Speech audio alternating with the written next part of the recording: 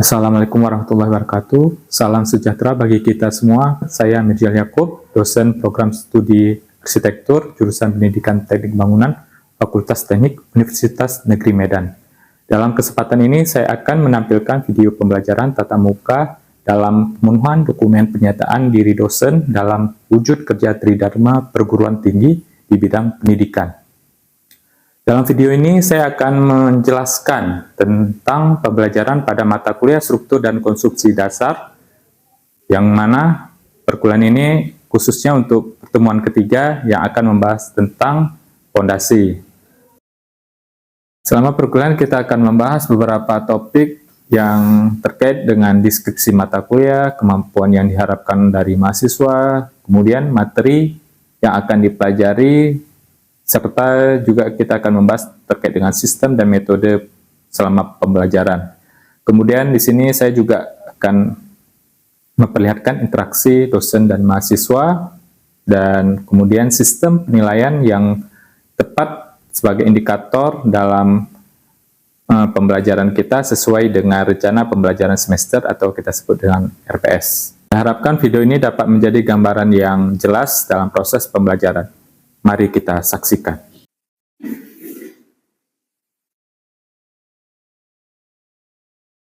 Oke, Assalamualaikum warahmatullahi wabarakatuh. Selamat siang semuanya.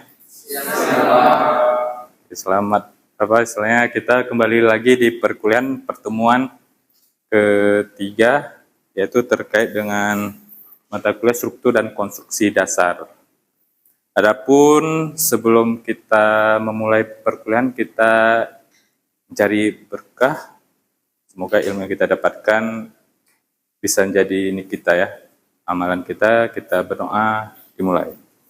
Oke, selesai. Oke, sebelum kita masuk ke materi, ini saya ingin lakukan presensi ya, siapa yang hadir di perkuliahan. Di sini ada apa? Karisma? Nggak ada. Paskia? Adalan? Nada? Rian? Winda? Ahyar? Oke, untuk terkait materi minggu lalu, saya ingin mereview ya, istilah pemahaman kalian untuk minggu kedua ya, sebelum kita melanjutkan materi ini. Kira-kira ada mahasiswa yang ingin memaparkan pemahamannya? Oke, silakan Pioni. Untuk materi minggu lalu itu kita membahas analogi bangunan Pak, atau struktur bangunannya. Untuk angka itu sebagai fondasi bangunan dan batang sebagai kolom bangunan. Untuk ranting daunnya itu sebagai atap bangunan. Oke, terima kasih Pioni.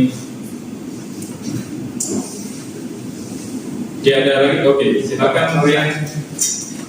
Untuk materi minggu lalu Pak, saya ingat adalah struktur dasar terbagi atas 3. Struktur bawah terdiri atas fondasi, struktur atas itu ada dinding, plak lantai, dan struktur yang terakhir adalah struktur atap bagian atap. Oke, terima kasih banyak Rian.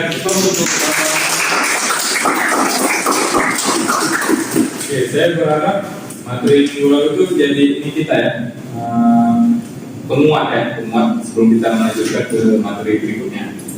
Oke, kita lanjutkan ke slide kita berikutnya. Oke, kita istilahnya dari perkuliahan yang lalu ada titik temu lah untuk pertemuan yang ke depan ini. Kalau kalian tidak bisa memahami pertemuan yang lalu, intinya untuk pertemuan ke depan ini jadi problem ya. Istilahnya apa sih struktur selanjutnya yang akan kita bahas? Kalau ini kan udah mulai terbuka ya. Karena kita masih pertemuan ketiga, kita masuk materi terkait dengan fondasi. Oke. Di layar ini kira-kira apakah yang ini menurut kalian? Kira-kira ini apa kalau di pandangan kalian? Ya, silakan Arianus.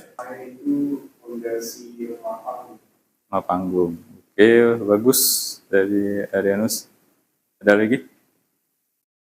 Oke, ini Brian yang anak mudanya. Oke, silakan Brian. Menurut saya Pak, gambarnya itu material batu batu bata ringan. Oke, kita mengapresiasi dua kawan kalian yang sudah menjawab. Oke, kita lanjutkan ke gambar berikutnya. Nah, yang kalian lihat ini adalah batu umpak ya.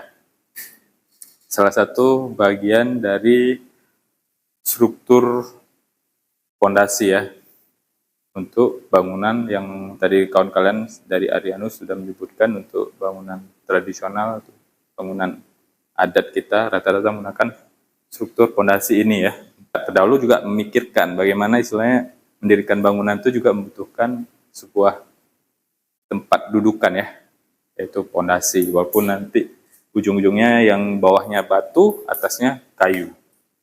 Tapi di konteks perkuliahan kita ini kita berbicara tentang bangunan dengan material beton ya.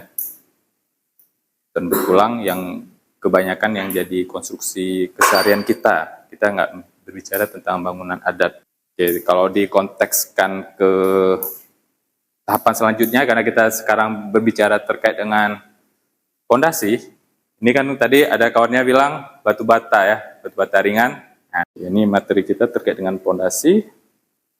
Oke, adapun tujuan ya, tujuan kita dalam mempelajari perkuliahan ini yaitu kalian tahu apa kegunaan dari fondasi itu sendiri, kemudian kalian bisa mendemonstrasikan ke bangunan yang akan kalian desain ya.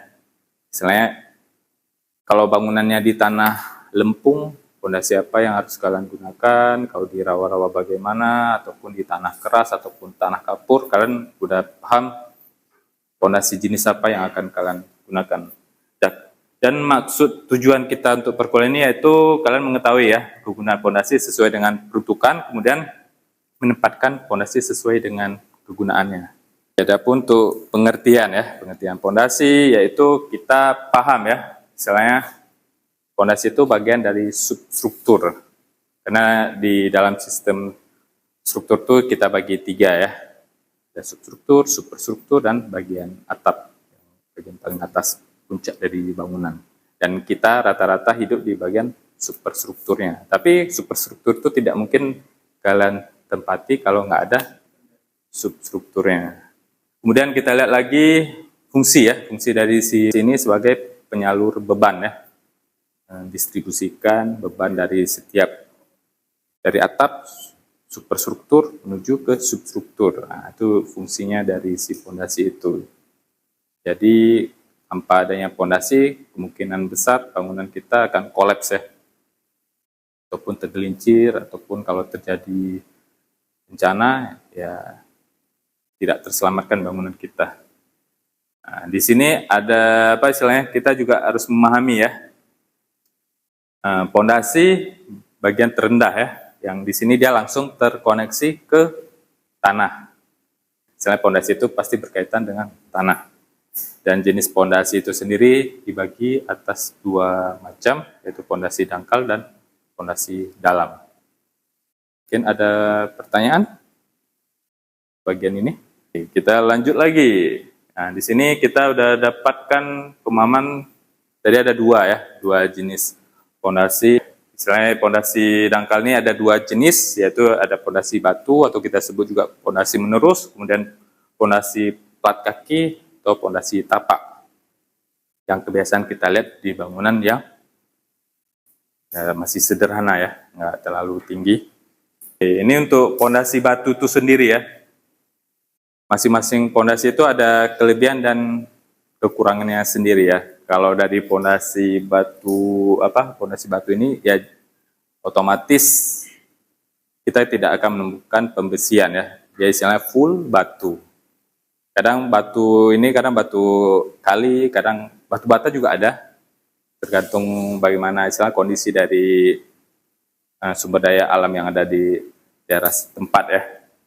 Kemudian kita juga melihat ya, ini fondasi batu juga kita sebut juga fondasi garis ya, karena dia istilahnya seperti berbentuk garis. Misalnya bangunan kita 12 meter lah panjang ini kita struktur untuk fondasinya ya. Kemudian untuk kedalamannya sekitar 1 sampai 1,5 ataupun kalau kita istilahkan bisa sampai 2 meter ya. Tergantung penentukan juga.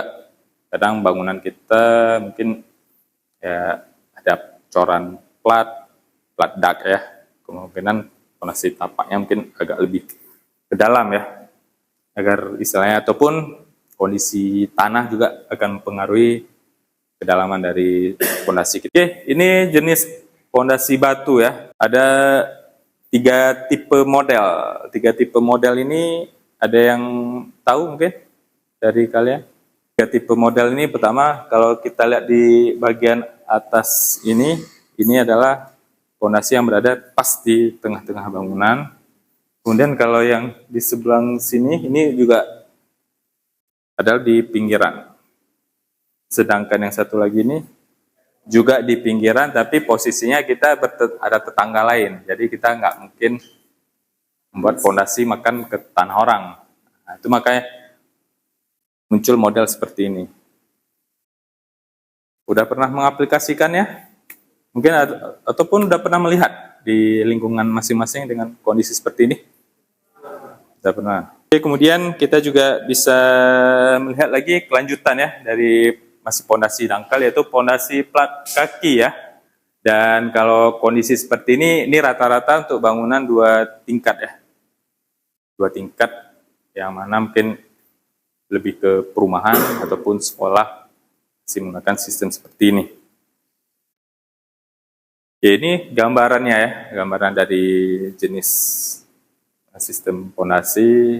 Yang ini kebiasaan kalau fondasi tapak atau fondasi plat kaki itu dipadu dengan fondasi batu ya, fondasi lurus.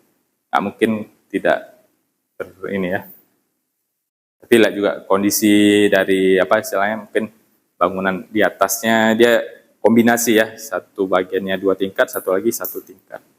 Ya kebiasaan dikombinasikan. Ada juga yang full seperti ruko, rumah toko ya, dia bisa menggunakan fondasi tapak atau plat kaki ya. Ini ada jenis untuk berikutnya yaitu fondasi dalam ya. Fondasi dalam terbagi atas beberapa model ya. Kalau kita lihat secara pemahamannya ini lebih jauh lagi daripada yang tadi mainannya 1,5 sampai 2, kalau ini lebih dari 3 meter. Nah, 3 meter dan istilahnya ini ketinggian bangunannya udah lebih dari 2 tingkat. Yang ini istilahnya ada terdiri dari fondasi rakit, sumuran, jason, kemudian sarang laba-laba dan fondasi tiang atau kita bilang board pile ya. Nah, seperti bangunan kelas kita ini sudah menggunakan fondasi dalam. Kalau kalian lihat saat proses konstruksi ada menggunakan crane ya untuk mengangkat ataupun ini kan untuk pemasangan struktur fondasinya. Nggak mungkin kita manggil tukang gali sampai berapa dalam, nggak selesai project kita. Karena setiap project ada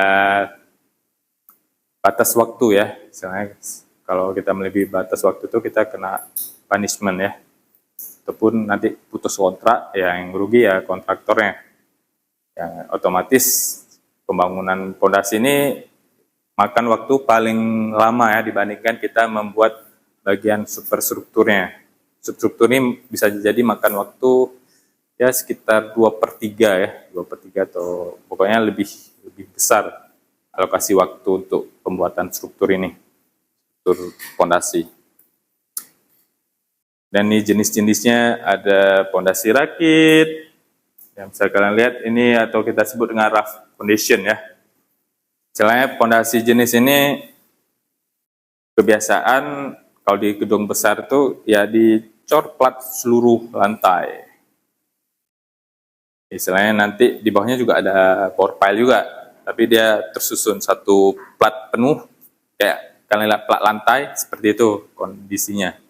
Ya tujuannya salah satunya untuk ini ya, untuk menekan bangunan secara menyeluruh, istilahnya nggak turun satu bagian saja.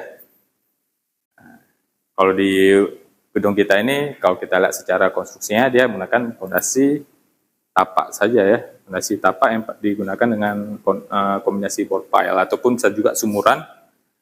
Nah, kalau yang jenis rough foundation ini biayanya lebih mahal biasanya. Kalau kalian lihat Burj Khalifa, nah, itu menggunakan sistem seperti ini, tapi dipadu dengan board pile juga. Tetap ada kombinasi. ya lucu juga kalau bangunan kalian tiba-tiba salah satu mereng gara-gara mungkin satu posisi tanahnya nggak ini ya, bukan di tanah keras.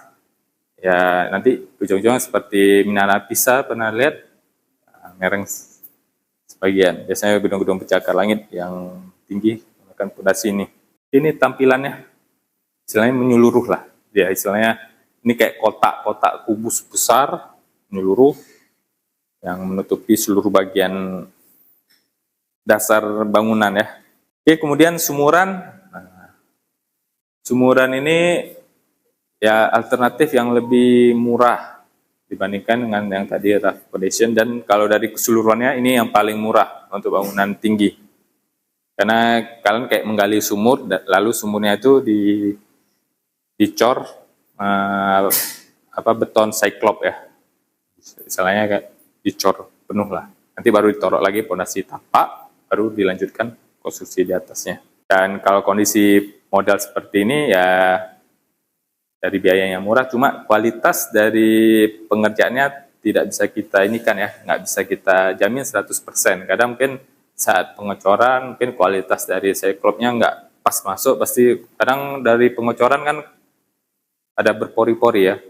Kayak kalian buka mal dari ngecor balok, nah itu kalian pasti berpori. Ini juga sama, karena bukan pabrikan ya, bukan precast, jadi kondisinya ya kualitas sangat rendah dibandingkan dengan yang lain. Ya biasanya kadang untuk bangunan 4 atau 4 lantai masih oke lah menggunakan jenis seperti ini. Inilah tampilan yang dari pondasi yang kalian lihat ini. Ya, ini ada pondasi Jason ya. Ini salah satu pondasi yang dibuat di daerah Brair atau di daerah rawa-rawa, biasanya untuk jembatan, akan jenis pondasi seperti ini.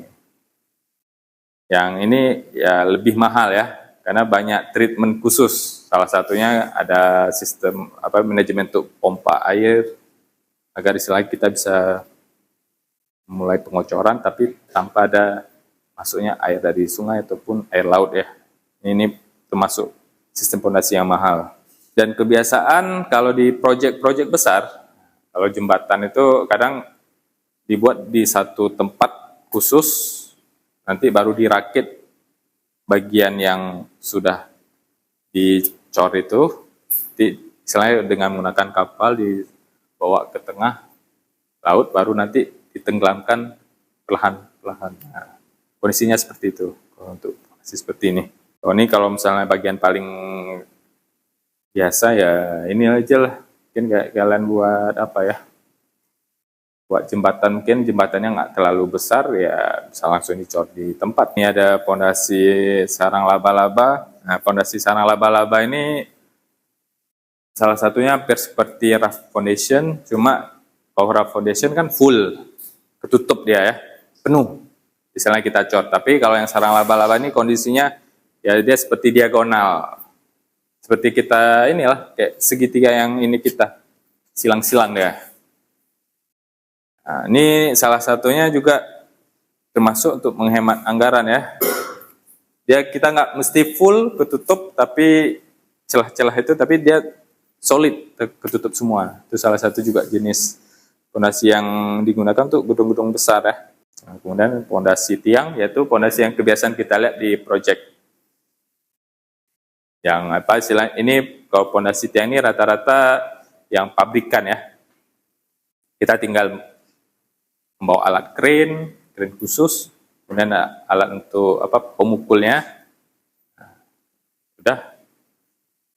Itu istilahnya bangunan kita udah fix, udah bisa berdiri ya. Nah, ini tapi di kondisinya pondasi tiang ini juga ada berapa jenis tipenya juga ya. Ada yang memang pabrikan, ada juga kita cor sendiri juga, ada juga seperti itu. Tapi rata-rata yang kita untuk memudahkan proses atau lebih hemat waktu, karena kita project kan nggak bisa membuang-buang waktu ya. Walaupun kita mau hemat anggaran, tapi ujung-ujungnya kalau kita hemat waktu, otomatis kan kita bisa banyak waktu lebih ya untuk kita misalnya untuk interior atau segala macam. Kalau kita berlama-lama untuk pengecoran ini hampir sama seperti sumuran, ya dikhawatirkan kita bisa kena punishment ya. Jadi solusinya ya pabrikanlah fondasi tiang ini. Ini seperti inilah contoh dari fondasi tiang itu. Oke, kita diskusi ya. Nah, diskusi ini kalian buat grup ya. Oke, kita buat jadi 2 grup, coba boleh dikumpulkan. Saya kasih 1 pertanyaan, boleh ini. Dibuat lingkar aja boleh.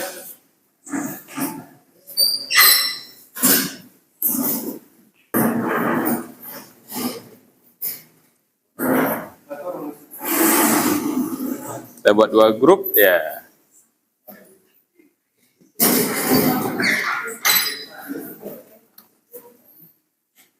Oke. Ini ada yang mau dari apa istilahnya? Ketua kelompok dari sini siapa? Oke, Nada ketuanya, kemudian Bintang. Oke. Ini kita udah tahu ketuanya. Ini ada persoalan ya yang harus kalian tangani. Yang pertama apa istilahnya? Ini tolong kalian uraikan ya pemahaman dari kalian terkait dengan fondasi untuk rumah sekolah yang 1 lantai yang berada persis di area rawa-rawa atau daerah pesisir ya. Ini kira-kira jenis fondasi apa yang tepat yang akan kalian gunakan?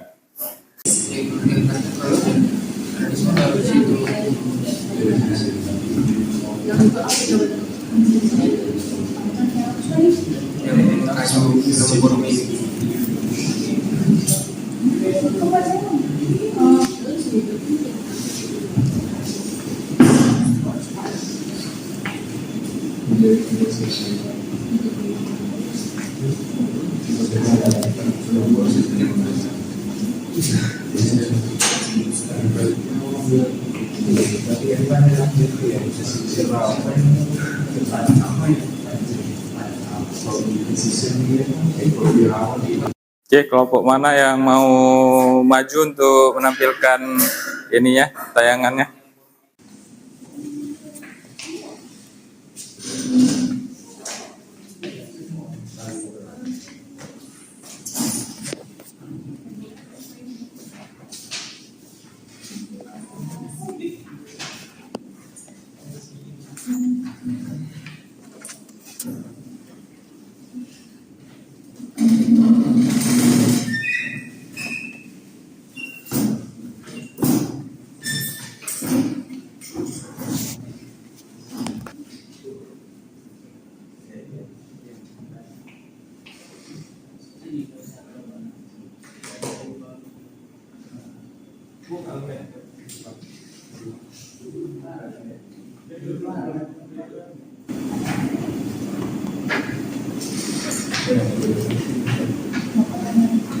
Silakan untuk kelompok 1 mempresentasikan hasil diskusinya.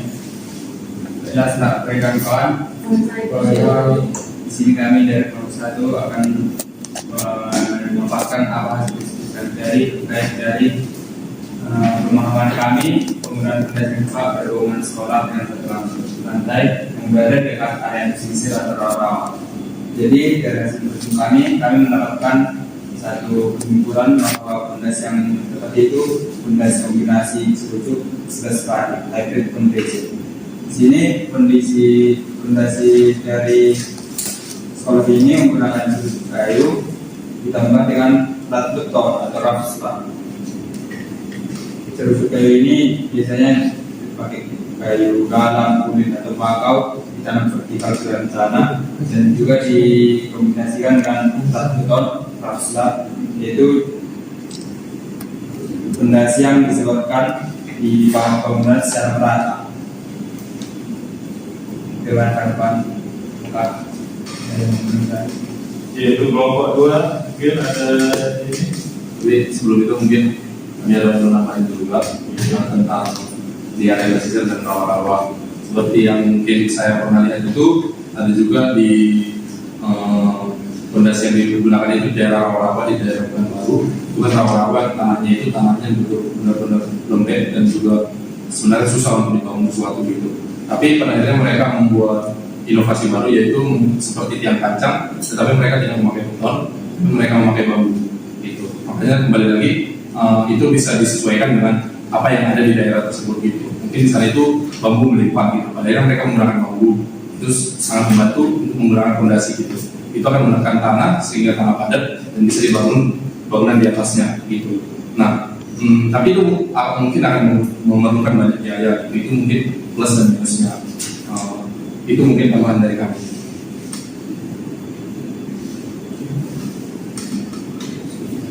Sekian kalau ada dari teman-teman lain yang mau nambahin. Ya, terima kasih untuk kelompok 1 plus kelompok 1.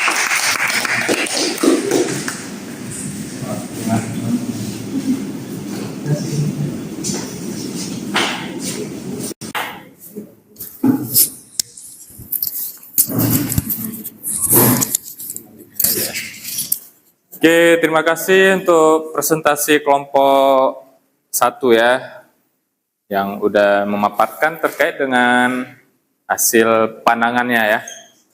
Nah, saat kita membuat fondasi ya, istilahnya khususnya untuk di daerah rawa-rawa atau di daerah pesisir ya. Rawa-rawa ini bisa kita bilang ada 2 jenis ya, kadang rawa-rawa gambut, kadang rawa-rawa yang memang bakau ya.